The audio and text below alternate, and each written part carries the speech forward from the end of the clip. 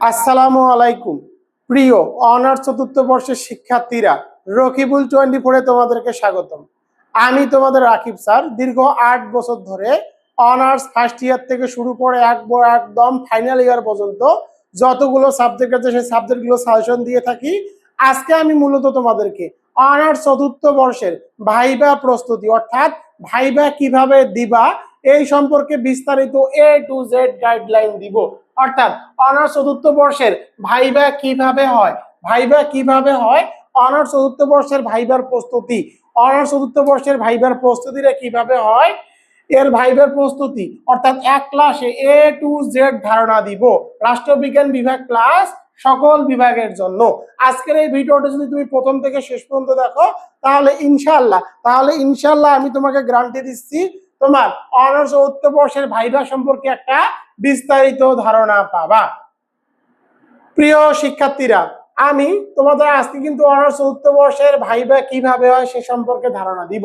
তো দেখো, প্রথমে আলোচনা করব পোশাক নিয়ে আলোচনা করব। দেখো, আমি টাইটেল লিখে দিয়েছি আগে দর্শনধারী পরে গুণ বিচারী। অবশ্যই পোশাকটি কিন্তু অনার্স চতুর্থ বর্ষের ভাইবার জন্য খুব ইম্পর্টেন্ট। অবশ্যই পোশাক নিয়ে তোমাদেরকে ভালোভাবে আগে পর্যালোচনা করতে হবে। তো দেখো, পোশাক নিয়ে আমি আলোচনা করব। প্রথমটি হলো মেয়েদের। এখন তোমরা আমাকে প্রশ্ন করতে পারো, স্যার কেন আপনি মেয়েদেরকে আগে দিলেন, মেয়েদের পোশাক নিয়ে আগে কথা বলতেছেন কেন, ছেলেদের নাই কেন? এর কারণটি হলো লেডিস ফার্স্ট।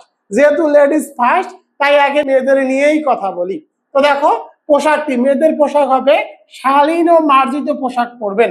অবশ্যই মেয়েরা অবশ্যই শালীন এবং মার্জিত পোশাক পরবেন। শাড়ি বা সালোয়ার কামিজ সবচেয়ে মানানসই, তবে তোমরা চাইলে হেজাব সহ বোরকা পরতে পারো। তো প্রথম কথাটি হলো মেয়েরা, তোমরা যারা মেয়েরা ভাইবা দিবা তারা শালীন পোশাকটি অবশ্যই শালীন হতে হবে এবং মার্জিত পোশাক হতে হবে। শাড়ি বা সালোয়ার কামিজ সবচেয়ে মানানসই, তোমরা চাইলে হেজাব সহ বোরকাও পরতে পারো। এরপরে দেখো, এই কথাটি কিন্তু খুব গুরুত্বপূর্ণ। 2 নম্বর যে কথাটি লিখেছি, অতিরিক্ত মেকআপ। অর্থাৎ বিয়ে যখন কোনো পাত্রী বিয়ের জন্য রেডি হয়, যে মেকআপ ধরনের যেরকম মেকআপ গুলো করে সেরকম মেকআপ থেকে অবশ্যই বিরত থাকবা। এরপরে দেখো, ভারী যে গহনাপাতি আছে যেমন স্বর্ণের গহনা এবং কড়া পারফিউম অবশ্যই এড়িয়ে চলবেন। চুল সুন্দর করে বেঁধে বা গুছিয়ে রাখবেন। তো সব থেকে ভালো হয় চুলগুলো যদি তোমরা ভিতরে গুছিয়ে রাখো, সেটাই সব থেকে বেটার। এখন প্রশ্ন হলো, স্যার আমি তো শাড়ি পরতে পারি না, তাহলে আমি কি করব? তো দেখো, তোমার যদি শাড়ি পরার অভ্যাস না থাকে, তাহলে তুমি কখনোই ভাইভাতে শাড়ি পরে যাবা না। আমি আবার বলতেছি, যদি শাড়ি পরার অভ্যাস না থাকে তাহলে শাড়ি পরবা না। কারণটি হলো, শাড়ি পরতে গিয়ে যদি হোঁচট খেয়ে পড়ে যাও তাহলে কিন্তু তোমার ভাইবা একদম শেষ।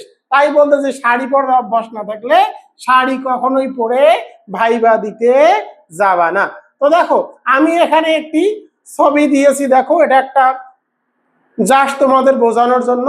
তোমরা চাইলে এরকম যে স্ক্রিনের মধ্যে যে ছবিটি দেখতেছো, তোমরা চাইলে এরকম বোরকা ইউজ করে অর্থাৎ হেজাব সহকারে বোরকা ইউজ করে একদম সুন্দরভাবে পরিপাটি ভাবে যাবা। তোমরা চাইলে দেখো, আমি এখানে একটা ঘড়ি দিয়েছি, তোমরা চাইলে এরকম ঘড়ি হাতের মধ্যে দিতে পারো, তবে বেস লাইট যেগুলো থাকে এগুলো না দেওয়াই উত্তম। এরকম তোমরা শালীন পোশাক পরে যাবা।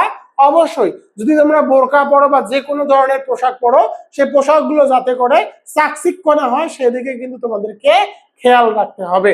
কারণ পোশাকটি হলো মেন। আগে গুণ বিচারি, আগে কিন্তু দর্শনধারী, এরপরেই কিন্তু গুণ বিচারি করা হয়। অর্থাৎ পোশাকটি খুব গুরুত্বপূর্ণ। এই জন্য বলতেছি পোশাকটি যেন খুব চাকচিক্য না হয়, একদম নর্মাল ফর্মাল পোশাক হয়। তোমরা যদি বোরকা পরে যাও তাহলে এক কালার বোরকা পরে যাওয়ার চেষ্টা করিও। এবার আলোচনা করব ছেলেদের পোশাক। তো দেখো, ছেলেদের পোশাক কি হবে, ছেলেদের ক্ষেত্রে হালকা রঙের শার্ট, সেটা হতে পারে সাদা বা হালকা নীল, এবং ডার্ক কালারের প্যান্ট পরবেন, অর্থাৎ কালো কালারের প্যান্ট পরতে হবে। শার্ট অবশ্যই ইন করা থাকতে হবে, সাথে ফর্মাল বেল্টটা অবশ্যই বেল্ট থাকবে, একদম ফর্মাল। কালো বা বাদামি রঙের ফর্মাল শু পরতে হবে, অবশ্যই কালো বা বাদামি রঙের শু পরতে হবে। এটা হলো ছেলেদের পোশাকের করণীয়। এখন তোমরা প্রশ্ন করতে পারো, স্যার আমি তো হুজুর, তাহলে আমরা কি করব? যারা হুজুর আছো তাদেরকে আর শার্ট প্যান্ট পরতে হবে না, তোমরা সুন্দর করে একটা পাঞ্জাবি পরবা, মাথায় একটা টুপি দিয়ে, অবশ্যই তোমরা যারা হুজুর টাইপের স্টুডেন্ট আছো তারা অবশ্যই সেইভাবেই যেতে পারো, সেক্ষেত্রেও নো প্রবলেম। তো দেখো, ক্লিন সেফ থাকাটা সবচেয়ে ভালো। যদি যে তোমার মুখে দাড়ি থাকে তাহলে ক্লিন শেভ করা ভালো, যদি অল্প অল্প দাড়ি থাকে তাহলে অবশ্যই ক্লিন শেভ করে যাবা। তবে দাড়ি যাদের যাদের আছে তারা অবশ্যই দাড়িগুলোকে পরিপাটি ভাবে গুছিয়ে যাবে, অর্থাৎ দাড়িগুলোকে একদম পরিপাটি, যদি দাড়ি থাকে মুখে তাহলে দাড়িগুলোকে অবশ্যই পরিপাটি হয়ে তোমাদেরকে যেতে হবে। এটা হলো ছেলেদের পোশাক। তো দেখো, আমি এখানে একটা মডেল দিয়েছি, দেখো এখানে একটা ছেলেকে আমি উপস্থাপন করেছি, দেখো একদম ক্লিন শেপ দিয়েছে। মাথার চুলগুলো অবশ্যই তুমি যেভাবে তোমার চুলগুলো ভালো লাগে সেভাবে একটু স্টাইল করে যাবা। এখানে দেখো ফর্মাল বেল্ট, বেল্টটা একদম ফর্মাল অবশ্যই ইন করতে হবে, এবং এরকম এক কালারের শার্ট পরে যাবা, এক কালারের শার্ট অবশ্যই পরে যাবা। এরপরে দেখো এখানে যে প্যান্ট, এই প্যান্টটাও তোমরা চাইলে কালো প্যান্ট পরতে পারো অথবা নেভি ব্লু প্যান্টও পরা যায়। এবং জুতোগুলো দেখো, জুতোগুলো এরকম জুতো ইউজ করবা, তাহলে কিন্তু হবে। এই যে ভাইবার আজকে আমি যেটা তোমাদেরকে বলতেছি, এটা যদি শুধু চতুর্থ বর্ষের ভাইবার ক্ষেত্রে প্রযোজ্য তা নয়, তুমি চাইলে এই ট্রিক গুলো ফলো করে মাস্টার্স বা চাকরির ভাইবাতেও এই ট্রিক গুলো ফলো করতে পারো। যে কোনো ভাইবার ক্ষেত্রে এই ট্রিক গুলো ফলো করতে পারবা। এবার চলে যাব ভাইবা বোর্ডের আচরণ, অর্থাৎ ভাইবা বোর্ডে তোমার আচরণ কেমন হবে, ভাইবা বোর্ডে তোমার আচরণ কেমন হবে সে সম্পর্কে এখন ধারণা দিব। এবার আসি সবচেয়ে উত্তেজনামূলক মুহূর্তে, ভাইবা রুমের ভেতর। ভাইবা রুমের ভেতর তোমার আচরণ কেমন হবে? প্রথমে হলো প্রবেশ।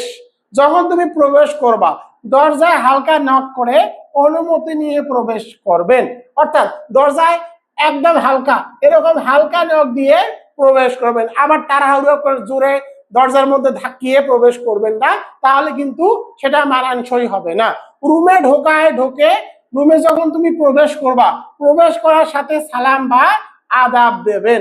যদি মুসলিম হয়ে থাকো তাহলে আসসালামু আলাইকুম বলবা, আর যদি অন্য ধর্মের হয়ে থাকো তাহলে অন্য ধর্মের যে স্টাইল বা যে নিয়ম, সে নিয়ম অনুযায়ী তুমি আদাব বা অন্য কিছু দিতে পারো। এরপরে দেখো, সালাম দিলে প্রথমে দরজা হালকা নক করে ঢুকলা, এরপরে তুমি কি দিলা? সালাম দিলা। সালাম দেওয়ার পরে বসার নিয়ম, কিভাবে বসতে হয়। স্যারেরা বসতে না বলা পর্যন্ত চেয়ারের পাশে সোজা হয়ে দাঁড়িয়ে থাকবেন। স্যারেরা যতক্ষণ পর্যন্ত বসতে না বলবে ততক্ষণ পর্যন্ত চেয়ারের কাছে সোজা হয়ে দাঁড়িয়ে থাকবেন। বসতে বললে ধন্যবাদ জানিয়ে বসবেন। গিয়েই আবার তোমার চেয়ারের মধ্যে বসিও না, তাহলে এটা একটা বেমানান। তুমি গিয়ে আগে একদম সোজা হয়ে দাঁড়িয়ে থাকবা। অবশ্যই স্যারেরা যারা থাকবে তারা তোমাকে বসতে বলবে, যখন বসতে বলবে তখন ধন্যবাদ জানিয়ে বসবেন। তো দেখো, বসার সময় যেন চেয়ারের শব্দ না হয় এদিক ওদিক খেয়াল রাখবেন, অর্থাৎ যদি বসার সময় চেয়ারের খটখট শব্দ হয় তাহলে কিন্তু খারাপ দেখা যাবে। চেয়ারটা আস্তে করে সরিয়ে তুমি চেয়ারের মধ্যে বসবা, এই জিনিসটি খেয়াল রাখবা। এরপরে দেখো, আই কন্টাক্ট ও বডি ল্যাঙ্গুয়েজ। আই কন্টাক্ট ও বডি ল্যাঙ্গুয়েজ, যিনি প্রশ্ন করবেন, ভাইভা বোর্ডে কিন্তু তোমাদের 3 থেকে 4 জন শিক্ষক থাকবে, যিনি প্রশ্ন করবেন তার দিকে তাকিয়ে উত্তর দিবেন। যে প্রশ্ন করবে তার দিকে আই কন্টাক্ট করে অবশ্যই তোমাকে উত্তর দিতে হবে। হাত পা নড়ানো, হাত পা নড়ানো, এইভাবে হাত পা নড়ানো বা নার্ভাসনেস প্রকাশ করা থেকে বিরত থাকবেন। হাত পা নড়ানড়ি করা যাবে না, স্বাভাবিক যে হাত পা নড়ানড়ি সেটা করবা, অতিরিক্ত করবা না। এবারে দেখো, মুখে হালকা ও বিনয়ী হাসি ধরে রাখুন। এখন দেখো, তুমি যদি মুখের মধ্যে হেসে হেসে কথা বলতে না পারো তাহলে আবার স্মার্ট হয়ে হেসে হেসে কথা বলতে চাইও না। যদি পারো তাহলে হাসি মুখে কথা বলার চেষ্টা করো। এরপরে দেখো, না পারলে করণীয়। যদি তুমি কোনো প্রশ্নের উত্তর না জানো তাহলে তোমার করণীয় কি? না পারলে করণীয় সবচেয়ে জরুরি কথা।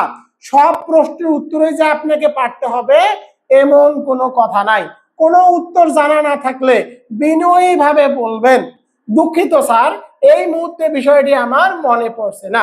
কেউ স্যার যদি প্রশ্ন করে সবগুলো প্রশ্নের উত্তর যে তুমি জানবা এরকম কোনো বিষয় নয়। যদি না জানো তাহলে কি করবা, যদি উত্তর না জানো তাহলে বলবা দুঃখিত স্যার এই মুহূর্তে বিষয়টি মনে পড়ছে না। আবার বলতে চাইও না যে স্যার আমি উত্তরটি জানি না, জাস্ট বলবা দুঃখিত স্যার এই মুহূর্তে বিষয়টি আমার মনে পড়ছে না। কোনোভাবেই স্যারদের সাথে তর্কে জড়ানো যাবে না। স্যারেরা চাই বলুক না কেন কোনোভাবে তর্কে জড়ানো যাবে না, বা আন্দাজে ভুল উত্তর দিয়ে তাদের বিভ্রান্ত করার চেষ্টা করবেন না। এই বিষয়টি কিন্তু খুব ইম্পর্টেন্ট। তোমার লাইফে যতগুলো ভাইবা দিবে সেটা হতে পারে তোমার এই চতুর্থ বর্ষের ভাইবা, তোমার চতুর্থ বর্ষের ভাইবাও হতে পারে, অথবা তুমি যতগুলো চাকরি এরপরে তো তোমাকে অবশ্যই চাকরির ভাইবা দিতে হবে, যতগুলো ভাইবা দিবা সবগুলোতে আমি যে আজকে নিয়মগুলো দেখালাম এই নিয়মগুলো ফলো করবা। এই নিয়মগুলো ফলো করলে তুমি পৃথিবীর যে কোনো ধরনের ভাইবাতেই তুমি ভালো মার্ক পাবে, এতটুকু আমি গ্যারান্টি দিচ্ছি। এবার চলে যাব পরের নিয়মে। পরের কি কি নিয়ম আছে সেগুলোতে চলে যাব। তো দেখো এখন আমি তোমাদেরকে একটা মডেল ভাইবা দেখাবো। মডেল ভাইবা, তো দেখো মডেল ভাইবা রাষ্ট্রবিজ্ঞান বিভাগ ক্লাস সবার জন্য। এখানে যে প্রশ্নগুলো করবে সেগুলো কিন্তু রাষ্ট্রবিজ্ঞান বিভাগের মতো করেই করবে। তোমরা চাইলে যারা অন্য ডিপার্টমেন্টের স্টুডেন্ট আছো তারাও এইরকম কিন্তু এই স্টাইলের তোমাদেরও প্রশ্ন হবে। তো দেখো অনার্স চতুর্থ বর্ষের ভাইবা বোর্ডে কে কে থাকবে? ভাইবা বোর্ডে কে কে থাকবে? মোট 3 জন থাকে, 3 থেকে 4 জন থাকে। প্রথমটি হলো বোর্ড প্রধান, যেটাকে বলা হয় চেয়ারম্যান, কলেজের অধ্যক্ষ বা বিভাগীয় প্রধান। পরটি দেখো বহিরাগত পরীক্ষক, ইন্টারনাল, অন্য কলেজ বা বিশ্ববিদ্যালয় থেকে আগত শিক্ষক। পরেরটি দেখো বিভাগীয় শিক্ষক, ইন্টারনাল, এটা হলো এক্সটার্নাল, এটা হলো ইন্টারনাল, নিজ বিভাগের একজন শিক্ষক। আর তুমি হলো পরীক্ষার্থী অনার্স চতুর্থ বর্ষের। মোট কথা ভাইবা বোর্ডে 3 থেকে 4 জন শিক্ষক থাকবে, যারা তোমার পোশাক আশাক কথাবার্তা এবং তোমাকে যে প্রশ্নগুলো করবে এর উত্তরগুলো পাচ্ছ কিনা সেটা যাচাই করে তোমাকে মার্ক প্রদান করবে। এখন দেখো তোমাদের জন্য আমি এখানে একটা মডেল ভাইবা দিয়েছি। তো মডেল ভাইবাটি দেখো, এটি তোমাদের জন্য খুব ইম্পর্টেন্ট। মডেল ভাইবাটি তোমাদেরকে এখন দেখিয়ে দেই। এরকম ভাইবাই অনার্স চতুর্থ বর্ষে হয়। তো দেখো পরীক্ষার্থী বলতেছে আসসালামু আলাইকুম স্যার, আমি কি আসতে পারি? বোর্ড প্রধান বলতেছে ওয়ালাইকুম আসসালাম, আসুন বসুন, আপনার নাম কি? অবশ্যই তোমার নামটি কিন্তু আগে জিজ্ঞেস করবে। এখন দেখো পরীক্ষার্থী অর্থাৎ শিক্ষার্থীর নাম হলো রাকিব। রাকিব বলতেছে ধন্যবাদ স্যার, আমার নাম রাকিব। তোমার যে নামটি থাকবে সেই নামটি বলবা। এখন দেখো অনেক সময় চাকরি থেকে শুরু করে 14 বছর ভাইবা সহ তোমার নামের কিন্তু অর্থ জানতে চাবে, তোমার নামের অর্থ জানতে চাবে, অথবা তোমার নামের সাথে বিখ্যাত কোন ব্যক্তির নাম জড়িত সেটিও জানতে পারে, সেটি তুমি অবশ্যই জেনে যাবা। এখন দেখো বোর্ড প্রধান বলতেছে রাকিব, আপনার তো আজ অনার্স ফাইনালের ভাইবা, কেমন প্রস্তুতি নিয়েছেন? রাকিব বলতে জি স্যার আলহামদুলিল্লাহ বেশ ভালো প্রস্তুতি নিয়েছি। অবশ্যই তোমাদেরকে এভাবে কথা বলতে হবে। বিভাগীয় শিক্ষক ইন্টারনাল বলতেছে আচ্ছা রাকিব, আপনি তো রাষ্ট্রবিজ্ঞানের ছাত্র, একদম মৌলিক একটা প্রশ্ন দিয়ে শুরু করি। রাষ্ট্রবিজ্ঞানের জনককে এবং কেন তাকে জনক বলা হয়? তখন তুমি উত্তর দিবা একদম শান্ত শিষ্টভাবে উত্তর দিবা, রাষ্ট্রবিজ্ঞানের জনক হলো অ্যারিস্টটল। তিনি সর্বপ্রথম রাজনীতিকে বিজ্ঞান ভিত্তিক ও নিয়মতান্ত্রিক ভাবে অধ্যয়ন করেছিলেন। তার বিখ্যাত গ্রন্থ পলিটিক্স এ গ্রন্থে রাষ্ট্রের উৎপত্তি, ধরন ও কার্যাবলী নিয়ে বাস্তবসম্মত এবং তুলনামূলক আলোচনা করেছেন বলেই তাকে রাষ্ট্রবিজ্ঞানের জনক বলা হয়। তো দেখো এভাবেই কিন্তু প্রশ্ন এবং উত্তর তোমাদেরকে সুন্দর ভাষায় দিতে হবে। এরপরে দেখো বহিরাগত শিক্ষক তোমাদেরকে বলতেছে এক্সটার্নাল, চমৎকার, আপনি অনার্স চতুর্থ বর্ষের বাংলাদেশের পররাষ্ট্রনীতি কোর্সটি পড়েছেন, বলুন তো বাংলাদেশের পররাষ্ট্রনীতির মূল মন্ত্র কি এবং এটি সংবিধানের কত অনুচ্ছেদে বলা হয়েছে? তখন রাকিব বলতেছে স্যার বাংলাদেশের পররাষ্ট্রনীতির মূল মন্ত্র হলো সকলের সাথে বন্ধুত্ব, কারোর সাথে বৈরিতা নয়। এটি আমাদের সংবিধানের 25 নং অনুচ্ছেদে উল্লেখ করা হয়েছে। এরপরে দেখো বোর্ড প্রধান আবার প্রশ্ন করতেছে আচ্ছা রাজনৈতিক সমাজবিজ্ঞান থেকে একটা প্রশ্ন করি, এলিট বা অভিজাত শ্রেণী কাদের বলা হয়? এলিট তত্ত্বের 2 জন প্রবক্তার নাম বলুন। তখন রাকিব বলতেছে স্যার এলিট বলতে সমাজের সেই ক্ষুদ্র ও প্রভাবশালী অংশকে বোঝায় যারা রাজনৈতিক, অর্থনৈতিক বা সামাজিকভাবে বিশেষ ক্ষমতার অধিকারী এবং সমাজের সিদ্ধান্ত গ্রহণের গুরুত্বপূর্ণ ভূমিকা পালন করে। দুজন এলিট তত্ত্বের প্রবক্তার নাম হলো ভিলফ্রেডো প্যারাডো আর গায়েটানো মস্কা। তো দেখো এভাবেই কিন্তু প্রশ্ন এবং উত্তর করে। এই প্রশ্নগুলো ইম্পর্টেন্ট, তোমরা একটু মডেল ভাইবাটা দেখে নাও। এখন বিভাগীয় শিক্ষক অর্থাৎ ইন্টারনাল শিক্ষক বলতেছে বাংলাদেশের স্থানীয় সরকার ব্যবস্থা সম্পর্কে বলুন। আমাদের গ্রামীণ স্থানীয় সরকার ব্যবস্থা কয় স্তর বিশিষ্ট? তখন দেখো শিক্ষার্থী রাকিব বলতেছে স্যার বাংলাদেশের গ্রামীণ স্থানীয় সরকার ব্যবস্থা প্রধানত 3 স্তরের। একটা হলো ইউনিয়ন সর্বনিম্ন স্তর, উপজেলা পরিষদ, জেলা পরিষদ সর্বোচ্চ স্তর, আর শহর অঞ্চলের মধ্যে রয়েছে পৌরসভা, সিটি কর্পোরেশন। এরপরে দেখো বহিরাগত শিক্ষক। বহিরাগত শিক্ষক বলতেছে আন্তর্জাতিক রাজনীতি থেকে একটা প্রশ্ন করি, বর্তমান বিশ্ব রাজনীতিতে ব্যালেন্স অফ পাওয়ার বা ক্ষমতার ভারসাম্য বলতে কি বোঝায়? তখন শিক্ষার্থী বলতেছে ক্ষমতার ভারসাম্য হলো আন্তর্জাতিক সম্পর্কের এমন একটি অবস্থা যেখানে একাধিক শক্তিশালী রাষ্ট্র বা জোটের মধ্যে সামরিক ও রাজনৈতিক ক্ষমতা এমন ভাবে বিন্যস্ত থাকে যেন কোনো একটি ক্ষুদ্র রাষ্ট্র বা জোট এককভাবে আধিপত্য বিস্তার করতে না পারে। এর ফলে আন্তর্জাতিক ব্যবস্থায় এক ধরনের স্থিতিশীলতা বজায় থাকে। এখন দেখো বোর্ড প্রধান বলতেছে, খুব সুন্দর বলেছেন, যদি তুমি কোনো উত্তর না পারো তাহলে তুমি বলবা দুঃখিত স্যার এই মুহূর্তে মনে পড়তেছে না। এরপরে দেখো শেষ প্রশ্ন করতেছে বাংলাদেশের সংবিধানের প্রস্তাবিত উল্লেখিত রাষ্ট্র পরিচালনার 4 মূলনীতিগুলো কি কি? তো রাকিব বলতেছে জি স্যার রাষ্ট্র পরিচালনার 4টি মূলনীতি হলো জাতীয়তাবাদ, সমাজতন্ত্র, গণতন্ত্র এবং ধর্ম নিরপেক্ষতা। এরপরে দেখো বোর্ড প্রধান কি বলতেছে? বোর্ড প্রধান বলতেছে ঠিক আছে রাকিব, আপনার আত্মবিশ্বাস ও উত্তর দেওয়ার ভঙ্গি বেশ ভালো। অবশ্যই তুমি যদি ভালোভাবে উত্তর দাও তাহলে তোমার অবশ্যই বোর্ড প্রধান বা যে শিক্ষকগুলো থাকবে সেটা তোমার প্রশংসা করতে পারে। আপনার ভাইবা শেষ, আপনি এখন আসতে পারেন। সর্বশেষে অবশ্যই তুমি বলবা যে অনেক ধন্যবাদ স্যার বা আপনাদের ধন্যবাদ স্যার। এরপরে সালাম দিবা আসসালামু আলাইকুম বলে তুমি সেই বোর্ড থেকে চলে আসবা। এখন দেখো এটা আমি তোমাদেরকে একটা মডেল ভাইবা দেখালাম। এখন দেখো তোমরা যারা রাষ্ট্রবিজ্ঞান বিভাগের শিক্ষার্থীরা রয়েছে, যাতে যেহেতু আমি রাষ্ট্রবিজ্ঞান নিয়ে বেশি কাজ করি এবং রাষ্ট্রবিজ্ঞানের first year, second year, third year, fourth ইয়ারের সাজেশন দিয়ে থাকি, তাই তোমাদের জন্য দেখো রকিবুল 24 পাবলিকেশন রাষ্ট্রবিজ্ঞান ভাইবার জন্য 200টি প্রশ্ন এবং উত্তর একদম ফ্রিতে দিয়েছে। আমার যে গ্রুপটি আছে Facebook group department of political science Rakibul 24 publication, যে গ্রুপটি স্ক্রিনের মধ্যে দেখতেছো, এই গ্রুপের মধ্যে আমি 200টি পোস্টের পিকচার ইতিমধ্যে আপলোড করে রেখেছি, আজকে কিন্তু আপলোড করে দিয়েছি।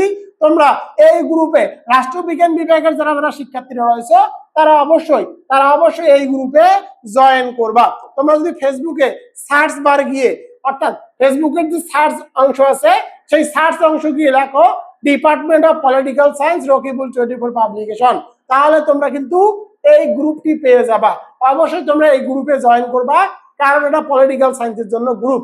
এখানে রাষ্ট্রবিজ্ঞান first year, second year, third year, fourth year, preliminary to masters এবং মাস্টার্স সকল বিভাগের সাজেশন ও পরামর্শ দেওয়া হয়। প্রিয় শিক্ষার্থীরা তোমরা জানো আমি তোমাদের রাকিব স্যার দীর্ঘ 8 বছর ধরে honours first year, second year, third year, fourth ইয়ারে কিন্তু উত্তর সহকারে সাজেশন বিক্রি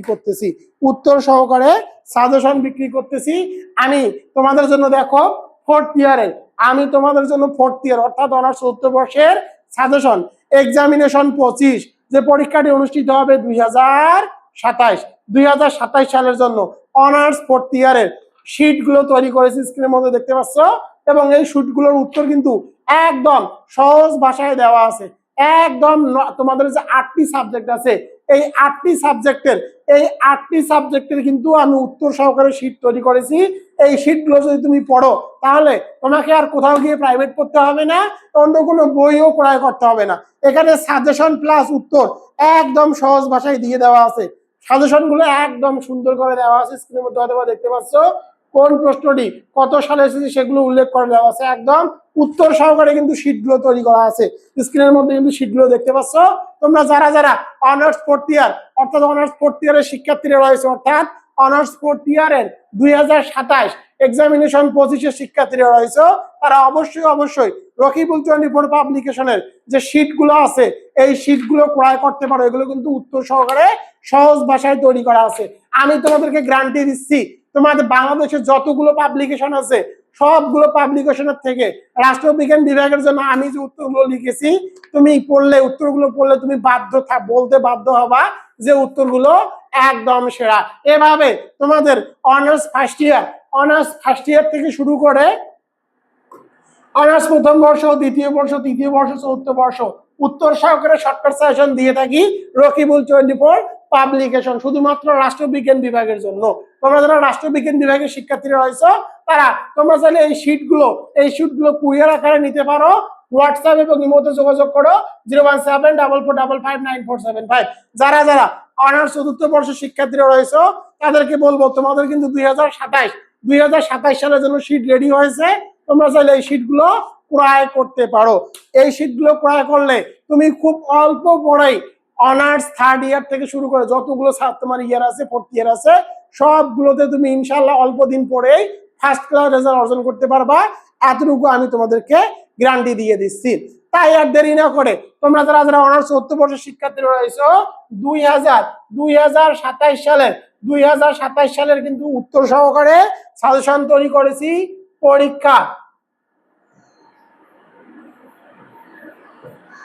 পরীক্ষা হলো 2025 অনার্স চতুর্থ বর্ষ, অনার্স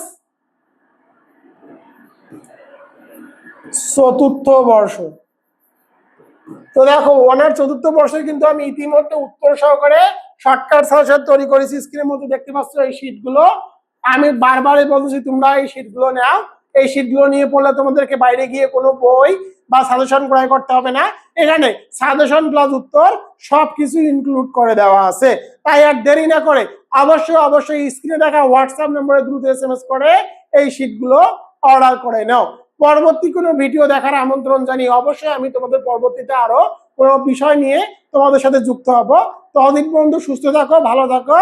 আসসালামু আলাইকুম।